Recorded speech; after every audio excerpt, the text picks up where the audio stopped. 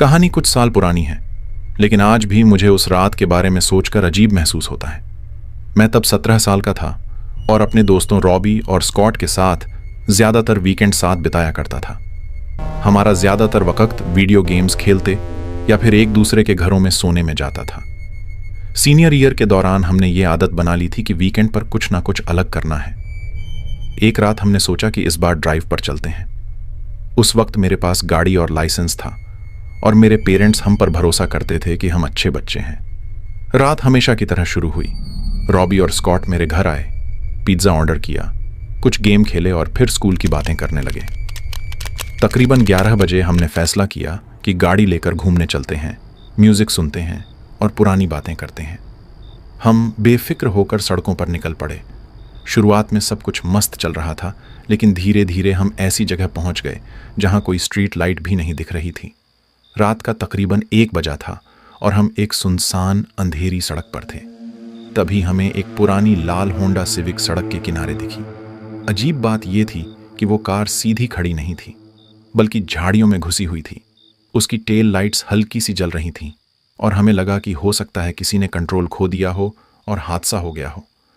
Robbie ने कहा, check करते हैं, हो सकता है किसी को मदद की ज़रूरत हो। अगर कोई हादसे में फंस गया होता तो पैरामेडिक्स को भी ढूंढने में वक्त लगता। हम धीरे धीरे गाड़ी से उतरे और लाल सिविक के पास पहुंचे। रॉबी ने ऊंची आवाज में कहा, अरे कोई है, तुम ठीक हो? पर कोई जवाब नहीं आया। जैसे ही हम कार के पास पहुंचे, मैंने देखा कि पीछे की सीट पर कुछ है। मैं वहीं रुक गया और बोला, रुको, पीछे कुछ है। रॉबी फिर चिल्लाया, क्या तुम ठीक हो? पर फिर भी कोई जवाब नहीं आया। उस वक्त बस हमारी गाड़ी की आवाज आ रही थी। जब हम खिड़की के पास पहुंचे तो जो देखा उसने हमें अंदर तक हिला दिया। पीछे की सीट पर कोई इंसान नहीं था, बल्कि एक पुतला बैठा हुआ था। वो भी ऐसा लग रहा था जैसे कोई असली इंसान बैठा हो। पहले तो हमें यह सब बहुत मजाकिया लगा, लेकिन फिर हालात की गंभीरता समझ आई। हमने फिर से चिल्लाकर देखा कि कहीं कोई इंसान तो नहीं है, लेकिन जवाब फिर भी नहीं आया। तभी मेरी नज़र उस पुतले के हाथों पर पड़ी। उसके हाथ में एक VHS टेप था। बिना सोचे समझे मैंने वो टेप उठा लिया और इस बारे में रॉबी और स्कॉट को कुछ नहीं बताया। हमें लगा कि हमें पुलिस को बुलाना चाहिए, जो हमने थोड़ी देर बाद किया। हमने पुलिस को कार की जानकारी दी, लेकिन जब लाइसेंस प्लेट्स चेक करने गए तो कार पर कोई प्लेट्स नहीं थीं। वो कार किसी ने ऐसे ही छोड़ दी थी और उसके साथ वो अजीब सा पुतला और VHS टेप। रात बाद में जब हम इस अजीब घटना पर बात कर रहे थे, मैंने अपने दोस्तों को बताया कि मैंने टेप लिया था। वो थोड़ा नाराज और शॉक में थे कि मैंने पहले ये बात क्यों नहीं बताई।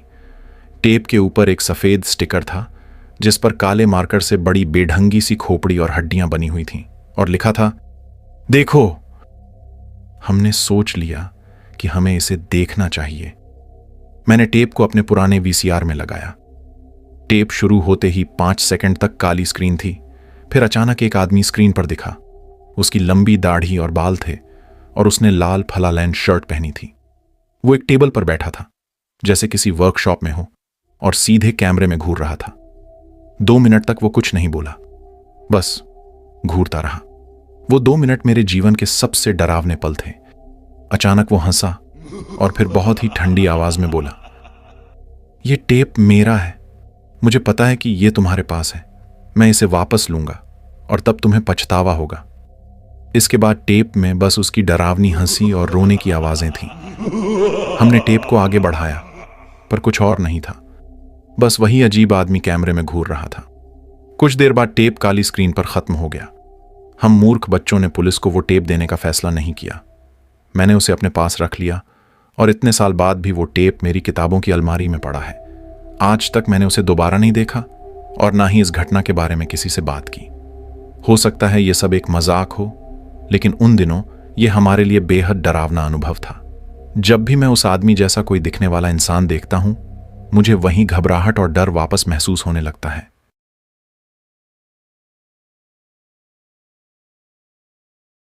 मैं स्कूल के काम में ध्यान लगाने की कोशिश करता हूं, लेकिन मुश्किल होती है।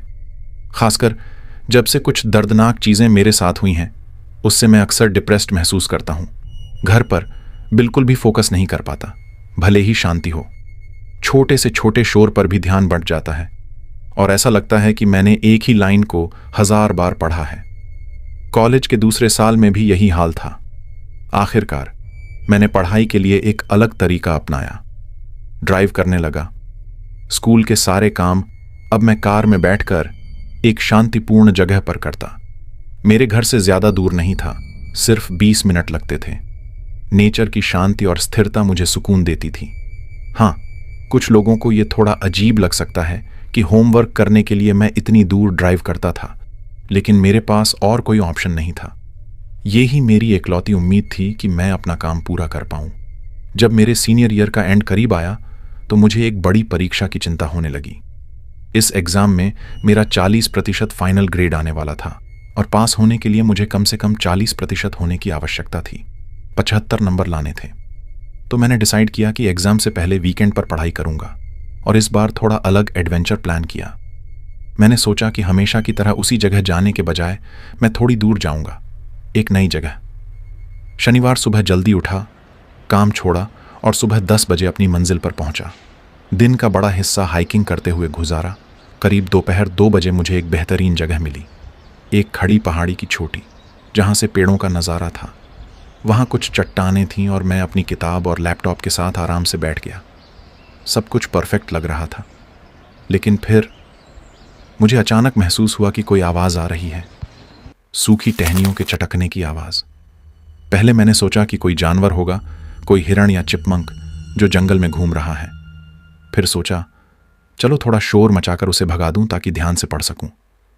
मैंने बकवास शोर मचाया, हाथ ताली बजाए, लेकिन कुछ नहीं हुआ। जब मैं पेड़ों के बीच ध्यान से देखने की कोशिश कर रहा था, मुझे कसम है कि मैंने किसी इंसान की हल्की सी झलक देखी। फिर अचानक वो शोर बंद हो गया। मैंने सोचा, चलो जो भी था चला गया। मैं वापस अपनी किताब पर फोकस करने की कोशिश करने लगा, लेकिन उस फीलिंग को रोक नहीं पाया। कुछ ठीक नहीं लग रहा था। पन्ने पलटते हुए मुझे एहसास हुआ कि अब और पढ़ाई नहीं होगी। जब मैं उठकर वापस जाने लगा तो देखा कि करीब 30 फीट दूर एक इंसान खड़ा है।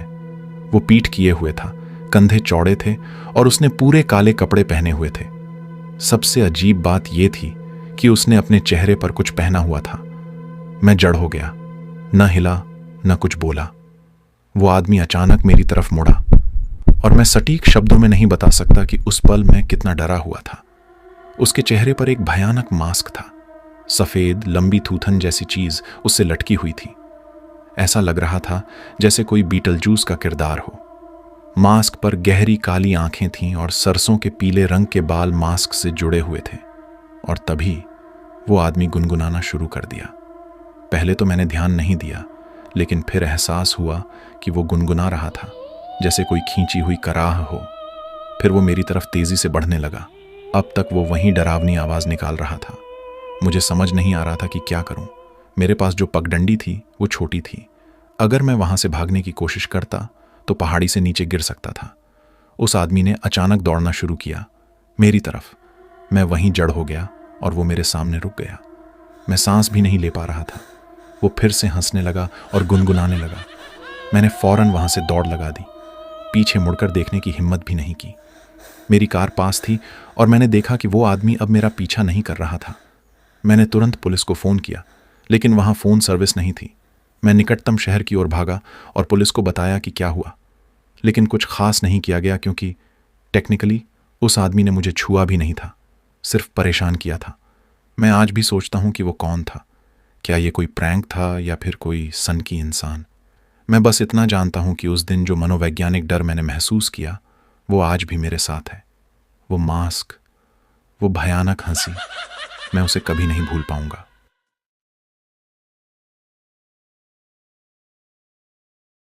करीब 1.5 साल तक मैंने अल्जाइमर से पीड़ित एक 94 साल की महिला मैरी की देखभाल की। वो अपनी बेटी के घर वॉशिंगटन के घने जंगलों में रहने लगी थी। मैरी की अजीब आदतें थीं।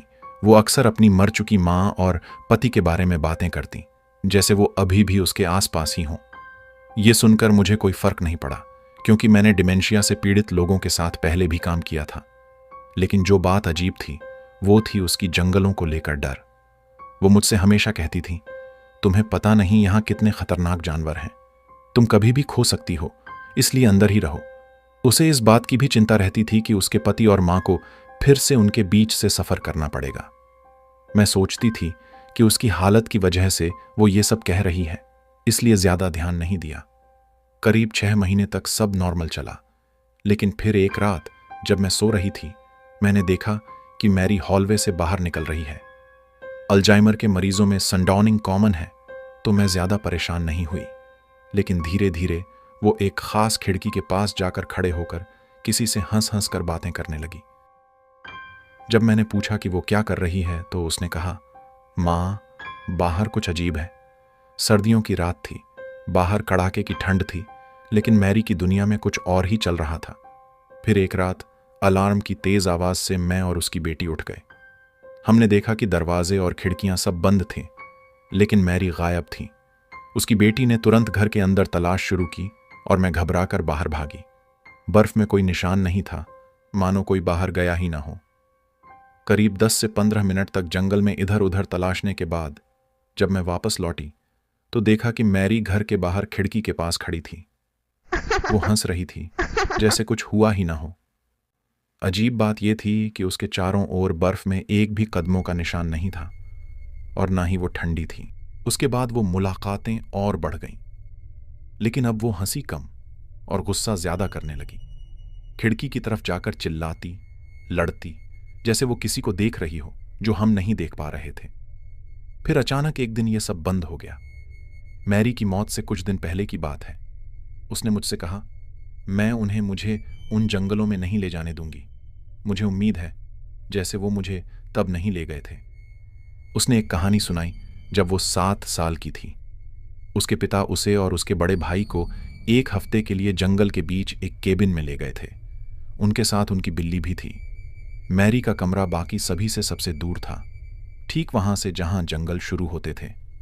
उसके बिस्तर के पास एक खिड़की थी, जिसके बाहर एक पेड़ था जिस पर वो पिछले दिन चढ़ने की नाकाम कोशिश कर चुकी थी। उस रात मैरी सो नहीं पा रही थी। वो अपने बिस्तर पर टॉर्च की रोशनी में कॉमिक बुक पढ़ रही थी और उनकी बिल्ली भी पास ही सो रही थी।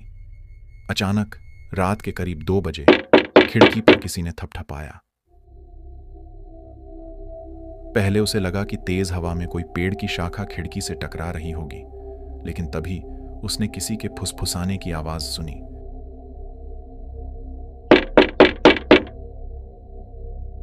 फुसफुसाहटें कह रही थीं, खोल दो बेटा, ये डैडी है, बाहर बहुत ठंड है, बस एक गले लगाना चाहता हूं। डर के मारे मैरी जम सी गई थी।